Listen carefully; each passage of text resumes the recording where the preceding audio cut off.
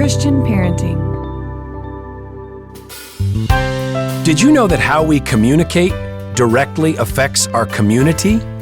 Join us for this important conversation on Family Vision. Hi, my name is Amy Rienow. Welcome to Family Vision with my parents, Dr. Rob and Amy Rienow, strengthening families through practical, encouraging, and real conversations.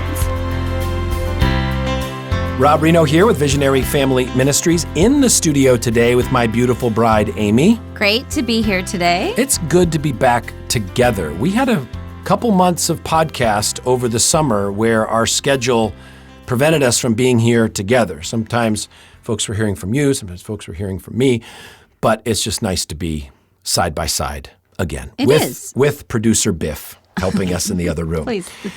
So today we are going to talk about how our communication affects our community, how our communication affects our relationship. Now, it was actually Lainey's high school graduation just a couple months ago where we heard about the connection between these two words. So Yes. Share what we learned. Well, let me give a little backdrop on her high school graduation, since we both homeschool and we do part-time school at the local Christian high school, Wheaton Academy. So she has this hybrid environment. So we actually went to two commencement services. One was for the homeschool graduation, and the other was for Wheaton Academy. And at the homeschool graduation, Dr. Grady Parker, who heads up what they call the rhetoric program at the Greenhouse, highly educated young man and always very interesting to listen to. He delivered the commencement speech there, and it really got me thinking. I was very intrigued the whole time that he was speaking. And he said... So much so you emailed him and said, "Can I have a copy of your speech?" Correct. I did. And I said, I would like to talk about this on my podcast. So here we are. So thank you for putting this idea at the head of the queue. So anyway, he had this thesis. He said, "I believe wholeheartedly that good communication is the foundation of good community." Now, that might seem very basic for all of you, but he basically went on to say that, the core, the root of the word community and communication share the same root. And for some reason, that was an idea that I'd never really reflected on. It's right there, but it's pretty easy to miss, right? Yeah, I had missed it. And it really got me thinking. And one thing he was trying to address, as he's talking about the younger generations here, is basically how community has broken down. And he said specifically to, I think, what we're in Generation Z, that's what we call this current generation. He said, "Your generation has experienced less social interaction than any previous one, and mental health statistics reflect that, with Gen Z on record as the loneliest cohort ever recorded." And that really, again, got my attention. And it got me reflecting on, how is it that our communications has changed so much, and how is that affecting all sorts of community, in our neighborhood, community in a broader sense, and even the sense of community within our own families. Yeah. So you mentioned families. Obviously, the communication shifts with technology are the biggest and easiest to see, right? So we have a teenager up in their room with their nose in their phone, and we want them to come downstairs. So what do? Well, we text them, "Hey, get off your phone and come downstairs." Now, why am I texting them? Well, because I'm in the middle of watching a YouTube video and I don't want to get off the couch, right? So that's changed a lot, right? Oh, it's changed a lot where, there's an intercom in our house. Remember, our house has... That's true. We have this intercom system that's supposed to be used to call people from different places. Phones, right? Yeah, we didn't put this in. It just came with the house. And we never use it except for to play games with it. Rush likes to, get music going around the house to annoy people. Or to share scary messages in a or room something, "I'm right? watching But we never you." use it. Right? Normally I kind of just yell for people. I know that's so bad. I'm embarrassed to even admit it, but I'm just being really truthful here. I'll be like, "JD, get down here." But that's not necessarily the best communication either. So I'm saying kids love it. I'm not solving everything at this point, but this whole idea of how communication affects our community struck me in the building of relationships and why people might be more lonely today than even 20 years ago. So with having kids in such an age span, our oldest, there's a 16-year span between our oldest and our youngest, and I can personally testify that culture has changed so much with even that short of time span. So one thing after Grady's talk that I was thinking about is that some of my very closest relationships are my oldest sons, like RW's mom, his friends' moms. Does that make sense? Yep. So your first kids, the other moms as you're Correct. raising your first kids. Correct. And one of these people is Mary Ann. She was a close friend. She was a neighbor down the street. And our kids would play together all the time. And he would play with a lot of the kids on the street. And JD, it was kind of a big group of kids. But I didn't have a cell phone. So I would either be calling Mary Ann to say, hey, can you send RW home? And we would get into a conversation of what went on that day. Or I would be walking down to her house to, chat with her and, gather my kids. Or she'd be coming to my house. And then there were other neighbors, too, on the street. So obviously a community formed just simply over that. Right. Now, fast forward to the neighborhood we live in now. Ray and Rush have good friends on the street. Right. They have moms that I would also consider, friends for sure. But because we text all the time, it's very much like, can you send my kids back? Where are they? There's no need for me to walk over there and chat with Sarah or Emily about things because it's all so easy just to do it over text. So I haven't built the same type of relationships. And then also because of that technology, we can do so many more things that it's almost like, oh, I don't have time to walk down there, and chat with someone. Like I wouldn't have time for that now. Now, some of that is the difference between oldest and youngest kids. Sure. It's a difference of expansion in your life. Sure, of like just, the youngest kid's more of a Correct. free-range parenting approach of just That's not exactly what I said. I meant that there are more relationships in my life now than there were when I was, 20 years ago. There were less number of people in my life that I was trying to have relationships with. But I do believe that this type of, it's a prime example of something so simple and seemingly so benign, right? Texting. But I'm not developing the same kind of relationships that I used to before that technology existed. Yeah. All right. So the premise is, how we communicate affects our community, affects our relationships. So if we want stronger community, stronger relationships, we have to be intentional about communicating well. And the message, of course, is not that tech is all bad. There's lots we could talk about here, but we've been talking about texting. I mean, this is something that can help our relationships and help our family. So we have this giant group chat, group text with our kids. It's called the Best Family Ever. That's the name of it on our phones, group chat. And you're allowed to make your own best family ever. Now, we're not saying our family's better than yours, not but exclusive. From our perspective, it's the best family ever.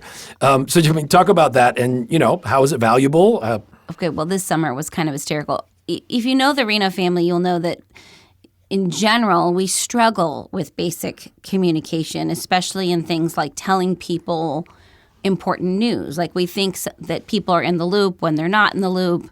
Some of my favorite stories, probably one of the worst ever that comes back at me is waking RW up one morning and saying, oh, hey, you got to get ready for this class, and I forgot to tell you you're going to Colorado today. You know what I mean? Because he was, scheduled to go on a trip with you, and I probably remembered Tuesday, but now it's Friday morning, and, he was probably gone when I remembered it at basketball practice or something, and lo and behold, it's the day of, and that kind of thing Pack your happens. bag, you're getting on a plane. Right. Kind of forgot to tell you that one. So, but I can give so many examples of this. It's your head would spin. We don't have time for the amount of examples that I have in this area. But the group chat was partly to help just keep everybody on the same page. So I try to put valuable information in there. What cracks me up is that, I don't know about your kids, but it is nice to get a response back every once in a while. Often, you can do your best at communicating and it's still crickets on the other end. But the group chat lends itself to not replying. Yes, but that's a versus problem. Versus the individual text. It's a problem, though, because all we need is a like. All you have to do is press it. Just let's acknowledge. Let's acknowledge that we got it. Let's just I get it. Just hit the like button. But as a person who generally bristles at being in a group text, I appreciate it. But if everybody likes it, then it's still ping, ping, ping. But There's like 15 people in there. Yes, but then don't act like it's our fault if you didn't get the Well, information, that's because fair. the information was on the group text. So you need to read it. That's the thing. So here, my point is, we our have kids, a tool our kids that often we're listen trying. to our podcasts, which we really appreciate. Our kids say, hey, well, listen to the podcast. So this is not, just want you to know, we did not do this episode as a backhanded Friendly way reminder. to say you need to reply. But you should reply Right. if your parents text you. Okay. Millie listens to the podcast to go to sleep, which cracks me up. So I guess it's really riveting for her. But anyway, but the point is that it is a good technology you can utilize these things. We're not saying texting is bad or, throw away your phones, but that is a way that we attempt to use texting in a positive way, especially with people being out of the country, or not out of the country yet, but out of the state or traveling. RW and Emily are going to be moving. We have these tools to our advantage, but how do we make sure they're not eroding communication? Even the simplest thing when we're talking about technology, we've made those rules like no phones at the dinner table, but we also have the rule no phones during family movie night.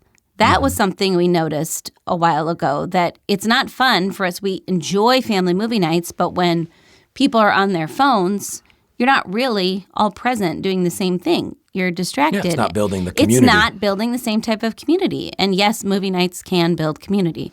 Yeah. I just wanted to say that because some people think that's Another thing. void. Yeah, I think another thing with communication and technology, I would really caution you to not use texting or email to solve any kind of relational problems or deal really with any issues that involve negative emotion. You've all gotten that text or that email that upsets you.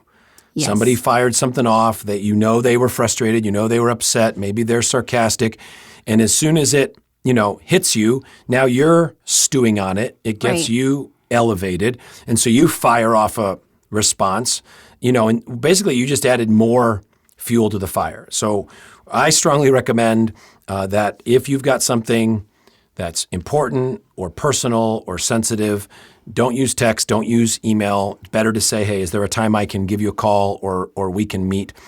James 3:5-6 says, so also the tongue is a small member, yet it boasts of great things. How great a forest is set ablaze by such a small fire. And the tongue is a fire, a world of unrighteousness. The tongue is set among our members, staining the whole body, setting on fire the entire course of life.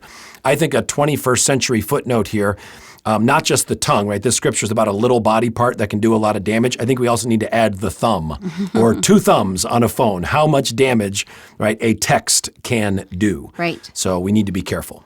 Absolutely.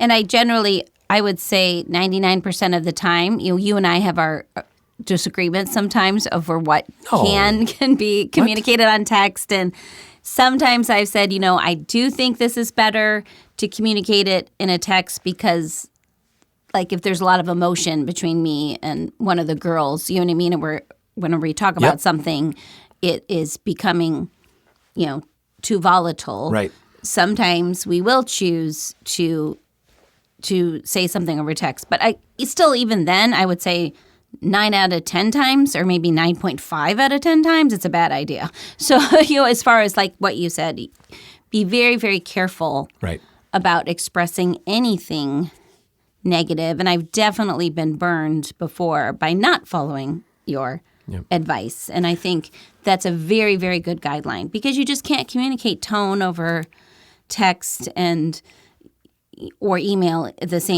same situation, but I would say the younger generations don't use email at all. They've reduced their communication even less than email, so it's very hard to communicate well. So that's why we need to be having more conversations. Right. I've been doing some counseling with a family and basically some siblings that are, they're all adults and they're having a hard time with their relationships, and they're trying to work on their relationships with this massive group email.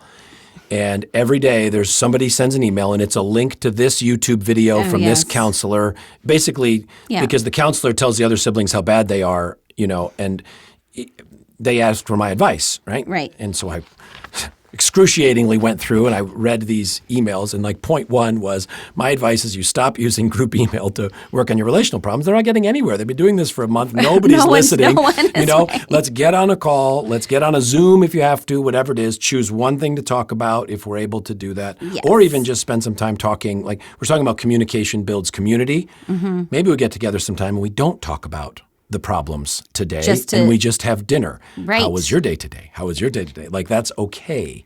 Right. Absolutely. When you're really, really struggling. Well, I just wanted to close this with the thoughts from Grady Parker's commencement, just to wrap it up with that, because he left everyone with these 3 points that he took a lot of time to develop, but I thought they were just great things to remind ourselves of. That number one, we can create community by communicating care. Whatever form that we're doing, always begin your communication with, I care about you. You don't have to use those words, but it's so easy. Again, with texting, we're going straight to the important thing, as opposed to, I've even tried to discipline myself. Hey, how are you? And then say, give a greeting before I go into what was the intention of the original text. Start with care. We can create community by communicating understanding. Same thing. Even if you're texting, you can think about how to communicate understanding, even over technology. And then lastly, we can create community by communicating purpose.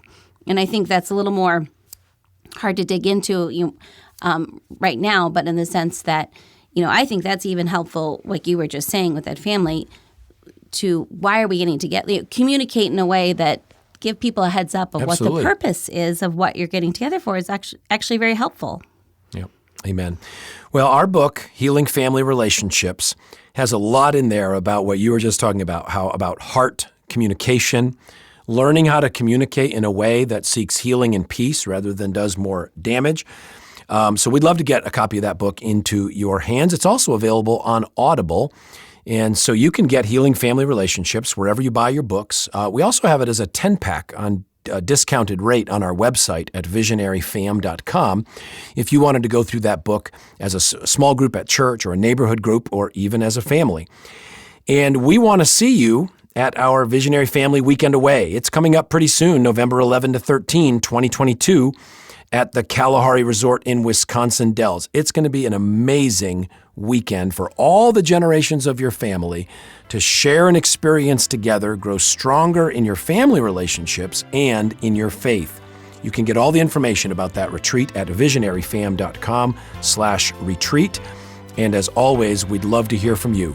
Email us at podcast@visionaryfam.com. And we look forward to our next time with you on Family Vision.